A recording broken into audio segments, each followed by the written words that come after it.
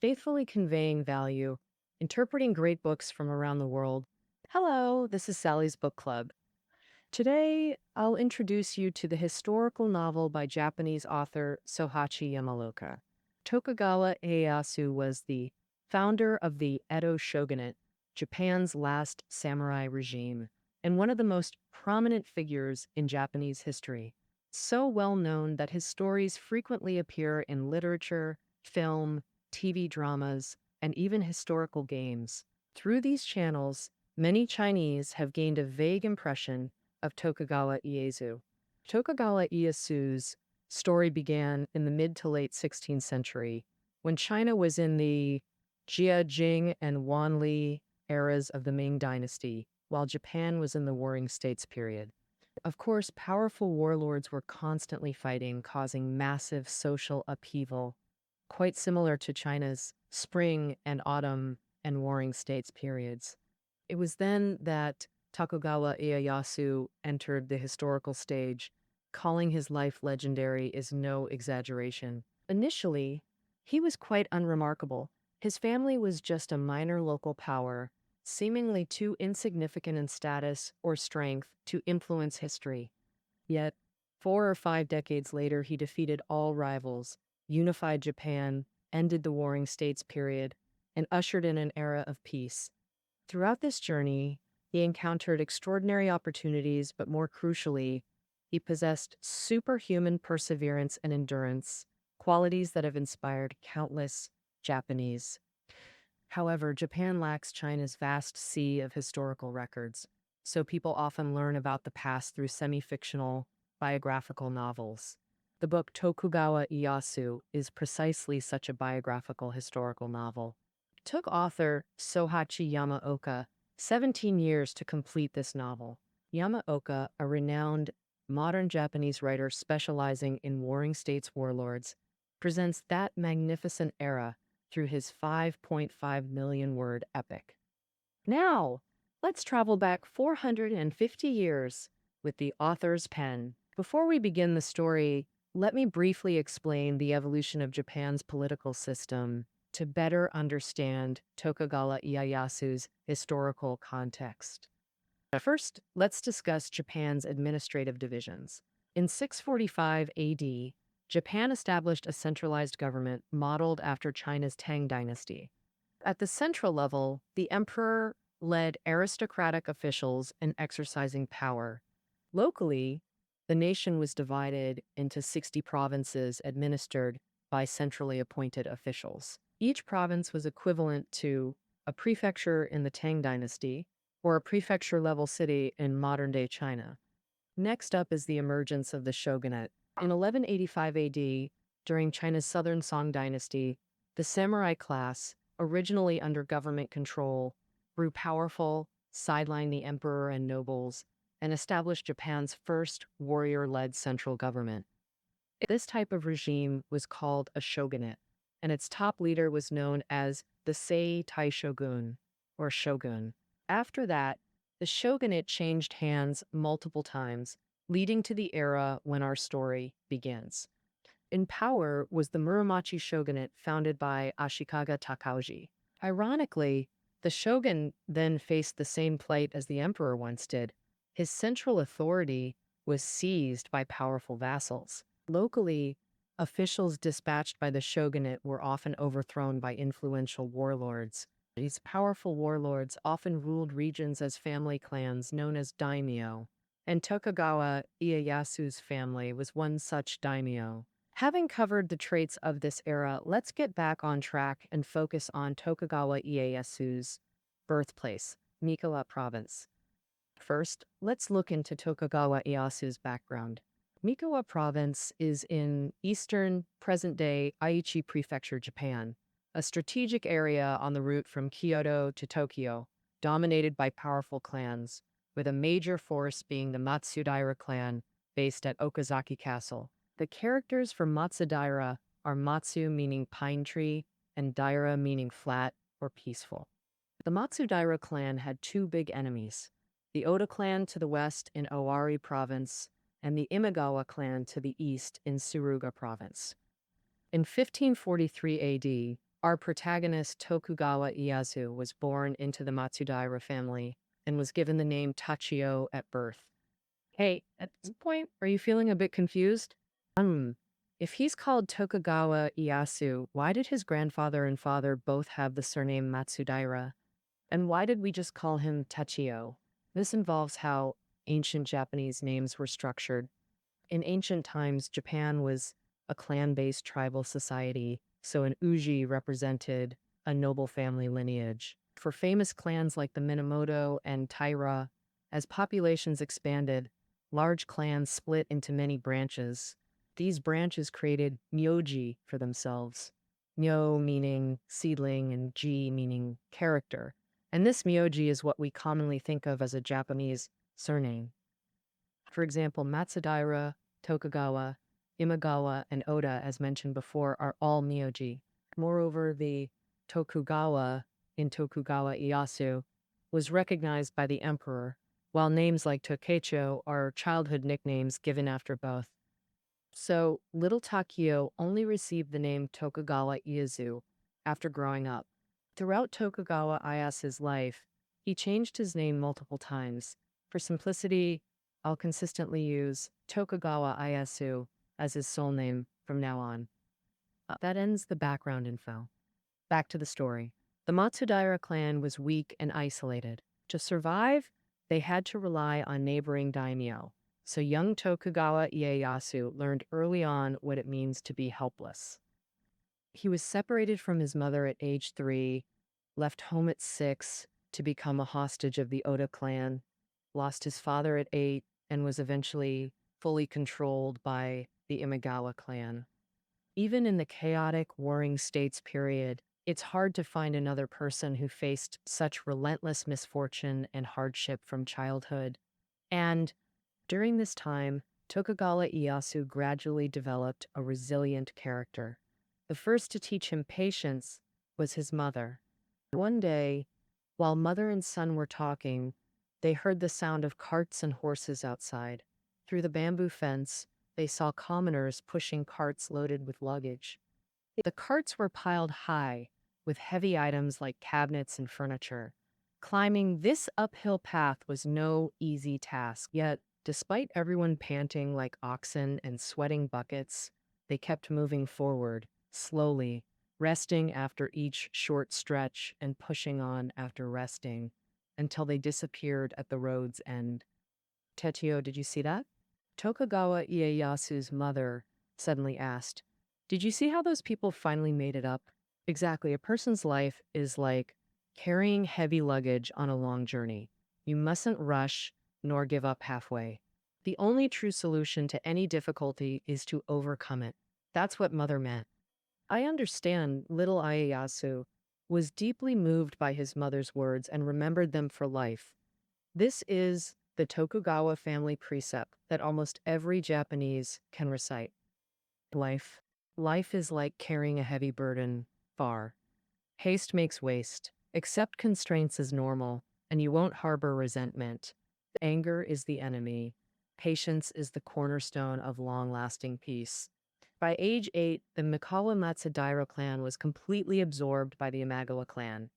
That year, little Ieyasu began his period under the Imagawa roof. Weak people, when facing hardship, always blame others and end up becoming useless. Strong people, even when suffering setbacks, no matter how bitter, grit their teeth without losing courage, turning hardships into lessons. Judging by his later achievements, Tokugawa Ieyasu undoubtedly belonged to the latter group since childhood. During his time as a hostage, Tokugawa Ieyasu met a crucial figure, Taigen Sesai. Taigen Sesai was a high-ranking monk who served as tutor and military strategist to Imagawa Yoshimoto. After meeting Ieyasu, he took a great liking to the boy and decided to impart all his knowledge to him. That story sounds quite romantic, likely embellished by Edo period scholars later on. As the Imagawa's second in command, Taigen's motive was far more pragmatic: to install a pro-Imagawa leader using Matsudaira prestige and permanently control Mikawa. Little Ieyasu didn't waste this chance. While diligently studying, he also trained physically, and learned military skills. In 1556 AD, at age 13, Ieyasu came of age. Per Japanese tradition, samurai children shaved their foreheads, tied their hair in a top knot, wore adult garments, and received an adult name upon coming of age. This coming of age ritual is called Genpuku. Tokugawa Ieyasu had finally become an adult. In 1560 AD, Tokugawa Ieyasu tasted patience' first rewards. History gave him a chance to restore the Matsudaira clan's independence. That year, Imagawa Yoshimoto, who controlled Mikawa, Totomi, and Suruga, planned to march on Kyoto, control the shogun, and hold the emperor to command the lords. So he advanced toward Kyoto with 25,000 soldiers. Naturally, the first enemy en route was Oda Nobunaga of Owari province. The forces Oda could muster numbered nearly 3,000 to 4,000. Facing Imagawa's massive army, defeat seemed inevitable. Yet Oda Nobunaga showed astonishing courage, leading a small force through a storm to ambush Imagawa at Okehazama, slaying the general and turning the tide. After Imagawa Yoshimoto's death, his men scrambled back to Suruga headquarters, even abandoning Mikawa's Okasaki castle. Thus, after 11 years without independence, Tokugawa Ieyasu reclaimed his rightful Okazaki castle. Though freed from hostage status, the newly independent Tokugawa Ieyasu faced circumstances no less challenging than his ancestors. Just then, Tokugawa Ieyasu received a letter from Oda Nobunaga. "Takeyo, I wish to form an alliance with you." Reading those words, Ieyasu's mind drifted back to his hostage days in Owari, where a handsome, often half-naked youth would seek him out to play. That boy took Ieyasu horseback riding, swimming, and sumo wrestling, sharing his own food with him. Ieyasu forged a deep friendship with him, until learning this big fool others mocked was Oda Nobunaga, heir to Owari. Both personally and politically, Ieyasu had no wish to oppose Nobunaga. Nobunaga's peace offer was perfectly timed, but accepting meant betraying their former allies. The immediate problem? Ieyasu's wife and child left as hostages with the Inagawa during his escape. An alliance with Oda could endanger their lives, should he proceed. Facing his arguing retainers, Ieyasu calmly declared, "With the nation in chaos and people displaced, if peace comes through Nobunaga, my family's safety must be secondary." While Ieyasu framed this abandonment heroically, it was likely his only viable choice. Without alliance, Oda's victorious forces would invade, while the defeated Imagawa were critically weakened. Former Imagawa allies might seize Mikawa, newly independent and rebuilding, which couldn't withstand external threats. Thus, when Ieyasu chose alliance, he'd likely already steeled himself for family separation. Fortunately, the new Imagawa leader was a cowardly playboy, lacking resolve to execute hostages and antagonize Ieyasu. Tokugawa Ieyasu vigorously developed the economy and strengthened military preparations. From then on, Ieyasu's political career entered the Oda period. The Kyosu alliance between Tokugawa Ieyasu and Oda Nobunaga remains celebrated by historians, childhood friends trusting each other's backs while expanding separately, a rare bond in the treacherous Warring States era. Is that really the truth? Actually, Oda Nobunaga treated Ieyasu with much more respect than Imagawa Yoshimoto did. But this was still an unequal alliance. Ieyasu had to obey his so-called ally and shed blood for him, forcing him to endure many hardships. For instance, during Oda Nobunaga's campaign to seize Kyoto and central power, Tokugawa Ieyasu still had to lead his elite troops in joint operations. In the Battle of Onagawa in 1570, he was even left behind as the rear guard to cover Oda Nobunaga's own escape. Tokugawa Ieyasu's life wasn't that crucial. His situation in this battle clearly shows the alliance was far less warm than portrayed in novels, so affectionate and tender. If militarily Tokugawa Ieyasu had to follow orders due to insufficient strength, then the next conflict was a major test of the alliance's foundation. When Ieyasu was a hostage with the Imagawa family, Imagawa Yoshimoto arranged his marriage to Lady Tsukiyama, and they later had a son named Nobuyasu.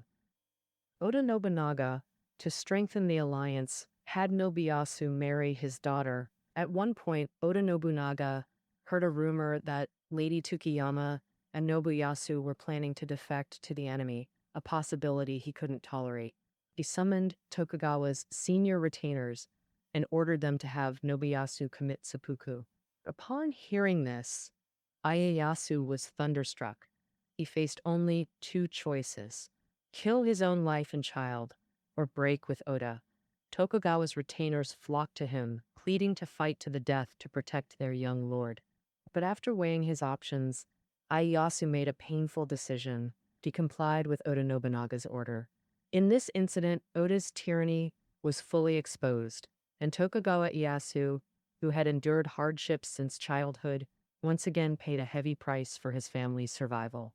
And after presenting the heads of his wife and eldest son as a pledge, almost everyone believed that, barring accidents, Tokugawa Ieyasu would fully obey Oda like other allies, eventually becoming his vassal. However, an accident occurred. 1582 was Oda Nobunaga's most triumphant year. He controlled the wealthiest half of Japan centered on Kyoto, and the complacent Oda Nobunaga sent his forces everywhere. Japan's unification seemed imminent. Oh, on the early morning of June 12, 1582, Akechi Mitsuhide, a top general of Oda's army near Kyoto, suddenly rebelled. Oda Nobunaga, trapped at Honnoji's temple, was completely surrounded and ultimately perished in the temple's blazing flames. The Honnoji incident ended Oda Nobunaga's ambition to unify the realm. Nobunaga's eldest legitimate son also died in battle, leaving the entire Oda clan leaderless instantly. To fight over the huge legacy Nobunaga left, the field commanders he appointed during his lifetime plunged into chaotic infighting. A major turning point also came in Tokugawa Ieyasu's life. While the Oda clan was splintered, Ieyasu focused on two main things: expanding his retainer corps and extending his territory to dominate the Kanto region. By then, Ieyasu had taken over the former lands of the Imagawa clan. He might have recalled the Battle of Okehazama. Imagawa Yoshimoto's sudden death gave him the chance to break free from Imagawa control and reclaim all of Mikawa. And this time, with Oda Nobunaga dead in the Honnoji incident, he couldn't let this opportunity slip. Just as Tokugawa Ieyasu was busy annexing lands in Kanto, the national situation shifted. Toyotomi Hideyoshi, a senior Oda retainer, wiped out all opposing forces within the clan and became Nobunaga's de facto successor. So, on one side was the usurper of Nobunaga's legacy, on the other his most loyal ally during life. A standoff between two titans formed. Ieyasu knew he must fight Hideyoshi, though he seemed a bit weaker in strength. If he charged into war recklessly, his odds weren't good. In this case, Ieyasu's strategy was to stop expanding, strictly defend his borders, and wait for changes. Soon this calm was shattered. Oda Nobuo, another son of Nobunaga, clashed with Toyotomi Hideyoshi. He felt Hideyoshi's brilliance was so overwhelming that the Oda family's prestige had faded from public memory. But for Nobuo alone to take on Hideyoshi, it was like an egg smashing against a rock, totally hopeless. At this point, he remembered Tokugawa Ieyasu, his late father's most faithful ally. So began the duel between Hideyoshi and Ieyasu, the famous Battle of Komaki and Nagakute. In this battle, Hideyoshi threw everything into crushing Ieyasu in one strike. But Ieyasu's defenses, deep trenches and high ramparts, were flawless like a sturdy dam, repelling Hideyoshi's attacks again and again. After 9 months of conflict, Hideyoshi couldn't defeat Tokugawa Ieyasu and had to initiate a truce. After this battle, Tokugawa Ieyasu became nationally famous. Even Toyotomi Hideyoshi, who'd never suffered major defeat, faced significant setbacks against him, leaving him both awed and fearful of Ieyasu. Yet Tokugawa Ieyasu didn't let it inflate his ego. Post-war, he again displayed astonishing judgment. Despite battlefield advantage, his strength still paled against Hideyoshi's. Prolonged conflict would eventually backfire. So he submitted to Hideyoshi, securing his future position while biding his time patiently. Thus began Ieyasu's political career in the Hideyoshi era. In 1586, Toyotomi Hideyoshi became Kenpaku, a title inspired by Huo Guang of China's Han Dynasty, equivalent to regent or chief advisor. As Kenpaku, Hideyoshi devised every means to weaken his subordinate Tokugawa Ieyasu. In 1590, Hideyoshi gifted Ieyasu the 8 Kanto provinces, while redistributing Ieyasu's original lands to others. The Kanto territory was much larger than Ieyasu's former domain. Edo, later Tokyo, lay within these gifted lands. In news broke, Ieyasu's retainers were furious, clamoring, "Let's quit! Rebel against Hideyoshi!" Why would a territorial gift spark such fierce opposition? Well, though larger, the Kanto region had just been seized from the enemy Hojo clan. These warring states daimyo rose from local landowners with deep-rooted connections at all levels. A relocated lord couldn't take all his peasants with him. Thus, this effectively stripped the Tokugawa of their foundation. Leaving their cultivated lands for unfamiliar territory meant starting over completely. Plus, local warlords might resist foreign conquerors. Obedience wasn't guaranteed.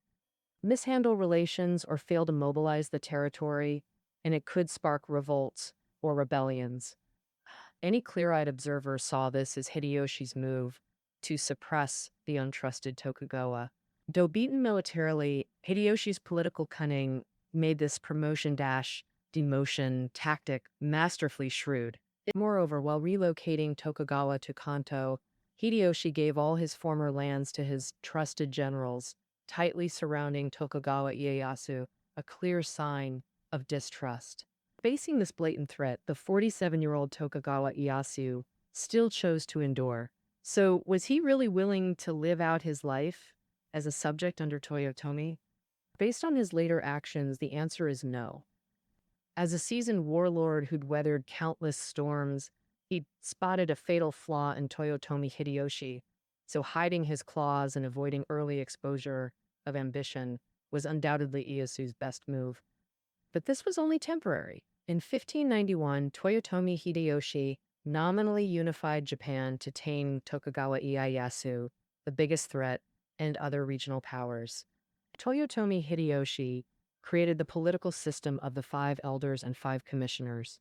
The so-called 5 elders were 5 powerful daimyo appointed by Hideyoshi, like Tokugawa Ieyasu and Maeda Toshie, to jointly advise on major policies. The 5 commissioners were civil administrators led by Ishida Mitsunari, handling daily governance. In short, the military lords had high status but little real power. The 5 commissioners had actual power but small territories, so they could only cling to Hideyoshi. The 2 groups had mismatched power and status, allowing them to check each other. While Hideyoshi was alive, his prestige and skill kept this system running smoothly. No one could cause trouble. But when Hideyoshi died in 1598, he left a power vacuum. The political setup of the 5 elders and 5 commissioners was quickly broken by the 55-year-old Tokugawa Ieyasu. The first thing Tokugawa Ieyasu did was breach Hideyoshi's series of prohibitions. Before dying, Hideyoshi had imposed 5 bans on the daimyo: loyalty to the Toyotomi family, no private factions, no arbitrary marriages, no secret hostage exchanges, especially marriages and exchanges. These 2 methods were commonly used by lords back then to build power. And within half a year of Hideyoshi's death, Tokugawa Ieyasu formed marriage alliances with several powerful daimyo. This open defiance of Hideyoshi's decrees was meant to woo powerful lords and expand his own influence. Secondly, it was also to test others' reactions. As expected, the five commissioners led by Ishida Mitsunari immediately protested strongly to Ieyasu, only to be rebuffed with harsh language. Next to react was Maeda Toshie, the second most powerful among the five elders. As mentioned earlier, the five commissioners were like the actual operators of a company. The five elders were equivalent to the board of directors, though these directors weren't passive shareholders. They were powerful warlords commanding massive armies. Maeda Toshie, a daimyo controlling 1.2 million koku of territory, was the figure Ieyasu feared most. Despite severe illness, this Maeda Toshie immediately ordered preparations for war against Ieyasu. Others like Kato Kiyomasa and Kuroda Nagamasa, daimyo promoted by the Toyotomi, rallied troops toward Osaka Castle upon hearing this, casting war clouds over the land. Yet neither Tokugawa Ieyasu nor Maeda Toshie felt confident of defeating the other. After rounds of negotiations, the two sides finally reached peace. Later events proved this conflict was the best chance to subdue Ieyasu. Maeda Toshie's lack of resolve meant losing that opportunity forever. Ieyasu's probing move succeeded by chance, defying Hideyoshi's dying orders without punishment, shattering the Toyotomi family's authority. Next, Ieyasu aimed to provoke infighting within the Toyotomi family to weaken them. Targeting internal fractures in the Toyotomi's strength, Ieyasu adopted a new strategy. Toyotomi Hideyoshi conquered the realm by relying on battle-hardened commanders. These included veteran generals inherited from Oda and young talents he'd cultivated himself. After Hideyoshi invaded Korea, disputes over military merits and supplies fully exposed the rift between Ishida Mitsunari's civil faction and Kato Kiyomasa's military faction. The Toyotomi split became inevitable. Ieyasu quietly backed the warriors, who resented the talkative five commissioners rising above them, and lured them with rewards and marriages. Thus, the balance gradually shifted toward Ieyasu. Ishida Mitsunari alone remained clear-eyed. He saw Tokugawa Ieyasu as the greatest threat to the Toyotomi. To counter this, he rallied forces for one final assault against Tokugawa Ieyasu. In 1600, Ishida Mitsunari struck first, claiming 100,000 troops to punish Tokugawa Ieyasu. The 57-year-old Tokugawa Ieyasu met the challenge with Toyotomi generals, resentful of Ishida Mitsunari. This became Japan's legendary Battle of Sekigahara. The great battle lasted only half a day, ending in defeat for Ishida's side. This clash on September 15, 1600, has been dramatically portrayed in novels, films, and games. Actually, the battle itself wasn't as significant as later generations imagined. It was merely Ishida's feudal counterattack, not the turning point many assume. If Mitsunari had better luck and fewer mishaps, Ieyasu might have fallen and the Toyotomi perished. First, Toyotomi Hideyori in Osaka never endorsed either side, framing this not as rebellion against Toyotomi rule, but as internal factional strife. As family head, Hideyori couldn't interfere in subordinates' disputes, fatally undermining Mitsunari's claim of defending Toyotomi rule against traitor Ieyasu. He lacked legitimacy from the start. Second, only 3 to 5 clans actually fought for the Western Army. Others just watched from the sidelines. Ishida's arrogance as a commissioner made him widely disliked, causing constant defections that gave Ieyasu victory in mere hours. After defeat, Ishida Mitsunari was beheaded at Kyoto's Rokujo riverbed. With no obstacles left, Ieyasu began his post-war purge. Former five elders either submitted completely or had lands reduced or confiscated. After punishing enemies, Ieyasu didn't abolish Hideyori's rule directly. Instead, he established his own shogunate outside Toyotomi authority. This was the Edo Shogunate. In 1603, 60-year-old Tokugawa Ieyasu reached power's peak, becoming Sei Taishogun. He confiscated lands from Ishida's supporters and rewarded Toyotomi generals. Preserving their political identity, while binding their interests to his own. However, during this reward process, Tokugawa Ieyasu played a clever trick. He categorized all daimyo into three types. First, his own sons and relatives, called shinpan. Second, those who had always been loyal to him, or feudal daimyo. And finally, those formerly loyal to Hideyoshi who supported him in war, Tozama daimyo. During rewards, Tozama daimyo received double or even triple land increases, but they were all relocated far from Edo and Kyoto. These men never expected such generous rewards and joyfully rushed to their new domains. Meanwhile, behind their backs, Ieyasu positioned Shinpan and Fudai Daimyo in all strategic locations. Every vital transport route and stronghold between Kyoto and Edo fell under Tokugawa control. Thus emerged the three-tiered daimyo system that defined the Edo Shogunate for over 2 centuries. In 1605, Tokugawa Ieyasu passed the title of shogun to his son Hidetada, retiring as Ogosho, like a retired emperor, while keeping real power behind the scenes. This move signaled to the world that the shogunate would remain hereditary to the Tokugawa, making all samurai Tokugawa subordinates. The Toyotomi could either become refined nobles or local lords, never again commanding the realm. Had Toyotomi Hideyori and Lady Yodo recognized reality, they could have comfortably inherited status within the Edo system. Sadly, the Toyotomi regime, which failed to see Ieyasu's threat before Sekigahara, still misjudged the situation and rashly declared war.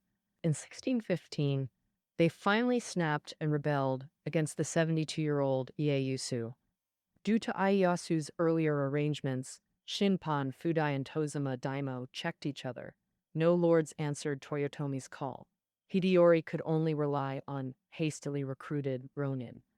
After 2 major battles against the shogunate, winter 1614 and summer 1615, Osaka Castle fell in summer 1615.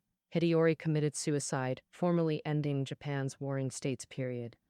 For over 250 years afterward, no major wars occurred. 1 year later, June 1st, 1616, Tokugawa Ieyasu, who survived chaos to forge peace, died at 73. The imperial court posthumously honored him as Tosho Daigongen, meaning divine light illuminating the east. Okay, so that concludes Tokugawa Ieyasu's life story. I'd like to wrap up this book's content with a classic anecdote. The story goes like this. Someone asked Oda Nobunaga, Toyotomi Hideyoshi, and Tokugawa Ieyasu, if a cuckoo doesn't sing, how would you make it sing? The brave and decisive one, Oda Nobunaga, replied, if the cuckoo doesn't sing, kill it.